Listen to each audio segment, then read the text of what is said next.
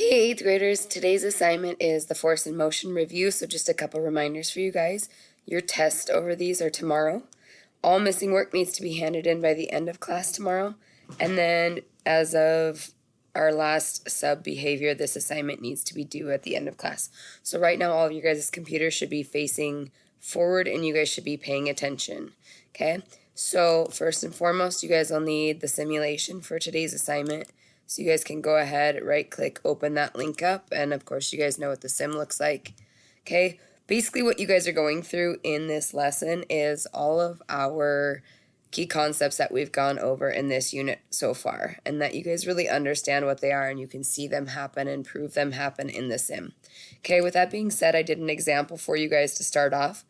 So your example is demonstrate the fact that a force is required to change the velocity of an object. So it's going to kind of give you guys a little bit of information about your setup. So for this example, I said a single puck in motion or at rest. So again, demonstrate the fact that a force is required to change the velocity of an object. So it doesn't really matter. We're just looking at any of our 5 changes in velocity. So an object can start, stop, speed up, slow down, or change direction. So any of those work as far as this example one goes. We're just showing that a force is required. So I'm just going to go ahead and start an object moving. So I'm going to hit prepare force. I'm going to go ahead and click it, and then I'm going to exert my force. So I can do this a couple different ways. You guys can either show me with a little picture of your setup, or you guys can just describe it and say, you know, the puck was stopped. In this case, I did a moving puck for this example. So the puck was moving to the right as it was moving, I applied a force to the right as well. So that showed a speed up. For the one I just showed you guys, I'd maybe show you that I used a stop puck and then I added it. And so then for my description for my setup, I would say, you know, I started with a puck at rest and I applied a force to get it moving, okay, to the right. So then I would go ahead and say, all right, how many newtons for that? Of course, you guys need to go into your analyze. So I think I did this and then analyze. If I look, I had 2 little arrows that were total of 20, so I would say 20 newtons and to the right. Okay, so you guys would again show me what those little arrows look like. So I should see your guys' value of newtons. Initial velocity, again, I'm going to get that all out of analyze. So my initial was 0 in the example I just showed you guys. The current is 2 in the example I did on here. My initial was 3. My final was 5. So my change in velocity was 2. So it really just depends on how you guys choose to do it. That's up to you guys. Okay, it's all going to look different for everyone. You guys are welcome to work with your table partner, but you may not choose your own partners. Okay, if you guys are working with your table partner, that's fine, but you guys need to fill out your own information on your own assignment. Okay, if you do not have a table partner, normally then you're probably working by yourself. Okay, if your table partner is gone, then you can ask the guest teacher to pair you up with someone else who's also missing their table partner. Okay, all right, so your guys' scenarios start on slide 4. So scenario 1, demonstrate how a stronger force can cause a greater change in velocity. So you guys would take whatever you did in the example right here, and you guys would make it stronger. So you guys can either use my object that's at rest, or you guys can use the one here that was moving and that I sped up. So your guys' choice of what you do. Okay, single puck in motion or at rest, use a similar setup as objective 1, except obviously you're going to use a little bit of force. For all of these, don't forget to tell me about your setup. Again, you guys can either explain it or you guys can use a picture. That's up to you.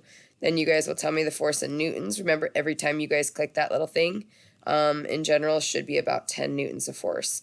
Okay, and then the direction of your force, initial velocity and direction, final velocity and direction, and then your change in velocity. Okay, scenario 2, demonstrate how an object can speed up. Scenario 3, demonstrate how an object can slow down. Scenario 4, demonstrate how an object can change direction. Scenario 5, demonstrate how an object can stop. Okay, on scenario 6, it's a little bit different for you guys. So one thing that I've been seeing you guys do a lot of is try to explain that it takes more force to stop an object than it does to slow one down, or to start an object than it does to speed one up, or whatever the case is. In all reality, if you guys have the same change in velocity, it's because you guys applied the same force. So that's incorrect in saying like, oh, you know, it just takes more energy to, or more force to start an object moving than it does to speed it up. Okay, it doesn't matter if you guys have a change in velocity of 2 centimeters per second. whether it's starting, stopping, slowing it down, speeding it up, or changing its direction. Okay, it's all the same force. So that's what you guys are doing in this one. Demonstrate that starting an object, stopping an object, speeding up an object, slowing down an object, and changing the direction of an object all require the same amount of force to have the same change in velocity. So what you guys have in this table is you guys need to make these 5 things happen, and you need to make their change in velocity 2 centimeters per second. So record initial velocity, final velocity, how much force in the direction of that force, and then what you guys should see is if you did this correctly, you guys should see the same value for the force, and that will give you guys the same change in velocity for all 5 of these changes in motion. Okay? So you guys kind of have 5 tests to run on that one. Scenario 7, demonstrate the fact that if the same strength force is exerted on 2 objects, but the objects have different masses, the object with less mass will have a greater change in velocity. So obviously you guys are going to use 2 single pucks, okay? We're not going to have any collision between these pucks. You guys are going to have 2 different masses of the pucks. So go ahead and add the same strength force to those, see what happens. Again, can't express this enough. Each one of these you guys have to explain to me how you set them up. Okay?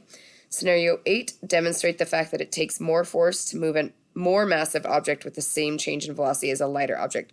So if we're trying to get 2 objects to move the same speed, maybe they're stopped and we want them to get them moving, but we want them to move the same speed, think about which one takes more force, okay, the lighter or the heavier. Again, I always use the shopping cart. If you guys have a full shopping cart and you guys have an empty shopping cart and you guys both want to make them move 5 miles per hour, okay, which one do you have to put more force into? Okay, so again, 2 single pucks at rest, each with a different mass, again, no collision, and you want the same change in velocity. Scenario 9, demonstrate the fact that when 2 objects of the same mass collide, a force is exerted on each object. The 2 forces are exerted in opposite directions, but they have the same strength. So make 2 of the same mass pucks collide. Tell me about the forces they exert on each other. So this one's a little different. Okay, same setup as 9, except you guys are going to use 2 different masses of an object. So demonstrate the fact that when 2 objects of different masses collide, a force is exerted on each object. So even though they're different masses, okay, you guys are going to notice that they put the same strength force on each other, but again in opposite directions. And finally, scenario 11, demonstrate that even though the force exerted on each object in a collision is the same strength, if the objects have different masses, their changes in velocity after the collision will be different. So how do they respond differently? Okay, they have the same force when they hit each other, but they're going to react differently after they collide.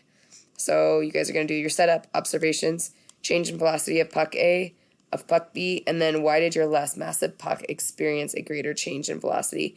You guys need to use the term force in your answer. Okay, last little wrap-up questions. You have 2 little siblings. The older of 2 is 10 years old and weighs about 75 pounds. The younger is 6 and weighs about 45 pounds. Both are really annoying.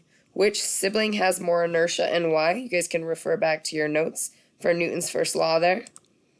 On Tuesday, the older sibling, so that's a 10-year-old, sets up shop in your bedroom and refuses to leave, so naturally you have to drag him out. The following day, the younger sibling does the same, and again, you have to drag her out. Which one do you have to use more force and why? On Thursday, you decide you are done with your siblings' shenanigans, so you decide to play a joke on them and pay them back.